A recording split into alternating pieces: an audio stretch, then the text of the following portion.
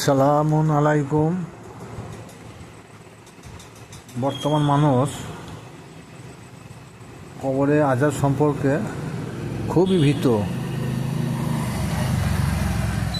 কবরে আযাব সম্পর্কে ভীত ঠিকই আছে, কিন্তু কোন কবর এ সম্পর্কে তাদের জ্ঞানই নেই।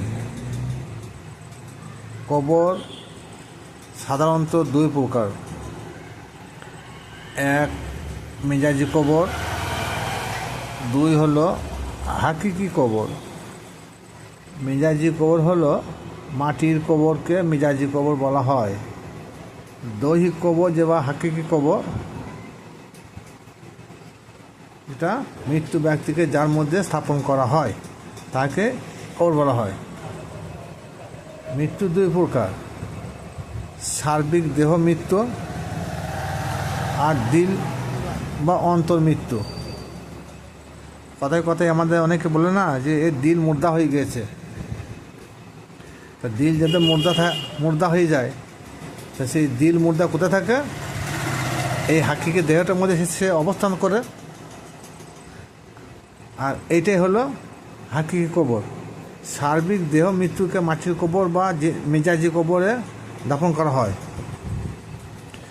আমাদের যে একটা সার্বিক, যে কোনো মানুষ এখন মৃত্যুবরণ করেছে,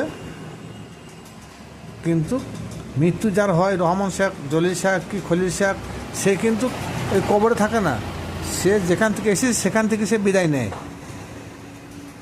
কিন্তু এই ক্যাবিনেটটা,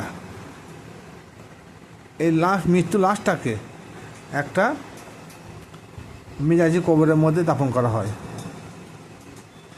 আর যাদের দিলের বা অন্তরে মৃত্যু হয় তাদের দাফন কোথায় হয়? হাকিকি বা দেহ কবর। আগে বললাম যে যার দিল মৃত্যু, আমাদের যাদের দিল মৃত্যু বা অন্তর যাদের মৃত্যু হয়ে গিয়েছে, তারা কোথায় থাকে? এই দেহ ভাণ্ডেই তাদের অবস্থান হয়। তার জন্য বলা হচ্ছে যাদের দিল মৃত্যু, সেইটা হচ্ছে হাকিকি কবর। মেজাজি কবরে আযাব হয় না, আযাব হয় দেহ বা হাকিকি কবরে। মানুষ সবাই জানে যে মাটির কবরে আযাব হয়, এটা সম্পূর্ণ একটা ভ্রান্ত মত। কবরে আযাব সত্য, কিন্তু মানুষ যে কবরের কথা ভাবে সেটা আদৌ সত্য নয়। আযাব হয় একমাত্র হাকিকি কবরে। বিশ্ববিখ্যাত দার্শনিক ইমাম গাজালি রহমতুল্লাহ আলাই, তিনি সিরাতুল মুস্তাকিম নামক একটা কিতাবে লিখেছেন যে মৃত্যু ব্যক্তির দেহটাকে সুরক্ষার জন্যে মাটিতে কবরস্থ করা হয়। কারণ মানুষ মৃত্যু পর মানুষের দেহটা যদি গোভাগারে ফেলে দেয়, রাস্তা ধারে ফেলে দেয়, তা মানুষ পচে গেলে যে একটা দুর্গন্ধ, আর মানুষের দেহ থেকে একটা বিশাল একটা ভাইরাস তৈরি হয়। সে ভাইরাস থেকে বড় ধরনের মানুষ বিপদগ্রস্ত হতে পারে। তার জন্যে তাকে সুরক্ষার জন্যে 3 ফুট 3.5 ফুট গর্ত করে একটা দাফন করা হয়। জগৎবিখ্যাত মৌলানা আল্লামা রুমি, তিনিও এই প্রসঙ্গে একই মত দিয়েছেন।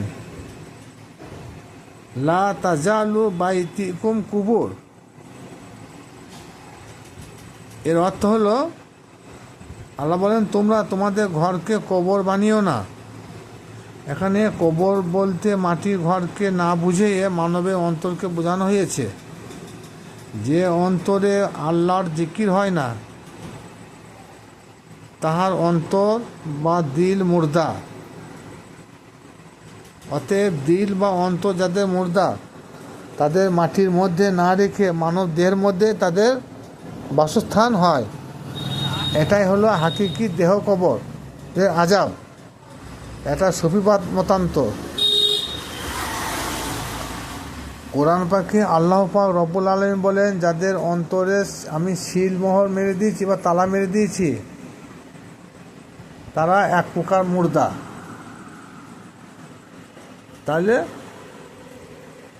কবর আমরা যেটা এতদিন ভেবে আসছি, সেই কবরে আযাবের কথা আল্লাহ পাক এবং তিনার নবী মুহাম্মদ মুস্তাফা সাল্লাল্লাহু তাআলা আলাইহি সাল্লাম নিজের থেকে বলেন না। এবারে হাদিস থেকে অনেকে অনেক রকম কাসাদি করে উল্লেখ করেছে যে না, মানুষ মৃত্যুর পর কবরে দাফন করা হবে, সঙ্গে সঙ্গে দুজন ফেরেশতা আসবে, সওয়াল জবাব করবে।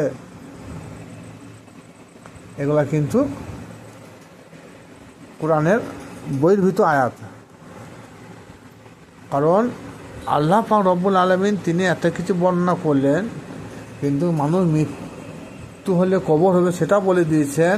কিন্তু সেই তারপরে পরে সেই আয়াতে বলা দরকার ছিল যে তোমাদের যখন কবরে দাফন হবে, তোমাদেরকে যখন কবরে দাফন করা হবে তখন দুজন ফেরেশতা আসবে, সওয়াল জবাব করবে, মান দিনও কা, মান নবীও কা, মান রসুলও কা। হ্যাঁ, রব কা এসে জিজ্ঞেস করবে। প্রথমে জিজ্ঞেস করবে মান রব কা, মান দিনও কা, মান নবীও কা। এই কথাটা আল্লাহ পাক রব্বুল আলামিন তিনি তো কোরআনেই উল্লেখ করতে পারতেন।